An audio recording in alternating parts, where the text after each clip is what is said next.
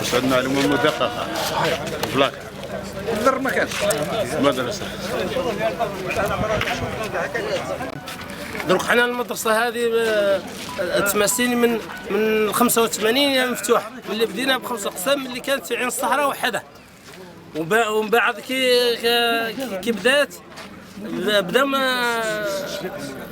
المتوسطة تاع التجين، وعادنا الاولاد نتاعنا يروحوا للتجيني، قلنا ما علاش، ومن بعدين اقتضت التجيني، جاتو بنا المتوسطة تاع بن حيزي، وعادوا قسمونا ما بين التجيني وبن حيزي، قلنا على الاقل ينقص الاكتظاظ وتبقى الامور تمشي. بعد تبدا من المدارس الاخرى 9 مدارس ابتدائيه، ومن بعدين في من 2014 جاك عادوا يلوحوا فينا في المنار.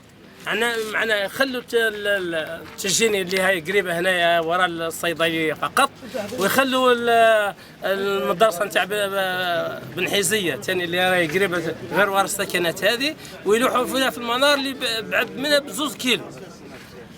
وكل عام يديروا لنا هذا الحل الترقيعي هذا. شوف مجموعه صغيره نبعثوها للتجيني، وشوف مجموعه نبعثوها للبن حيزيه، وما ريت امان نقول لكم الحل. السنه اخويا احنا تعبنا، اولادنا تعبوا من ديارهم للمتوسطه تاع المنار، وزيد الطريق نتاع المنار مخطره، فيها 2 طرق معبده، يعني يكون فيها اوتوروت، لو عدنا خايفين على اولادنا. كي الطفل يخرج من المدرسه من المتوسطه يخرج على 12 يلحق لدارهم هنا على الوحده. كي يلحق على الوحده هل يتغدى ولا يصلي ولا يراجع الدروس نتاع اللي عنده فرض في الحصه المسائيه؟ هاو ما ينجم لا يراجع لا يفطر، يعاود كيما جا كيما يرجع، يغير الادوات ويرجع. لهذا حتى المستوى نتاع الولاد راه انخفض، راه اللي كان في معدل مثلا 14 15 عاد يجي في معدل 11 10 لحقت حتى ل 9 ولا 7. وزيد الخوف في الطريق، عادوا تسمى كانوا قطاع الطريق والولاد اللي ما يحشموش يرجعوهم، يطلقوا عليهم الكلاب، يجي الطفل راجع، وخاصة كان الطفله تقول لك الجرام وغرانا يطلقوا علينا الكلب، تقول لك العشيه ما نروحش، وفي المساء كي ما تروحش، ويولي عندها فرضوا الامتحان، معناها العلامه راهي صفر.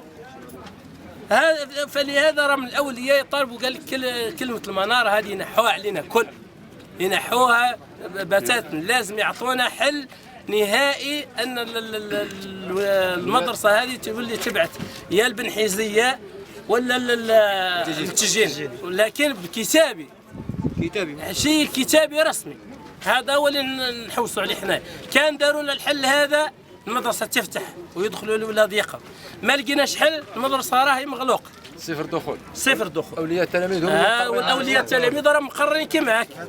وهاي المدرسه فتحت المدرسه راه التلميذ ما هي، المعلمين جام باش لان لازم يجي لانه موظف، اما الاولاد راهم ما كاين حتى تلميذ، لا تحضير الى سنه اولى لا ثانيه لا ثالثه لا رابعه لا خامسه، لان هذاك مصيره راح يبعثوا المنار.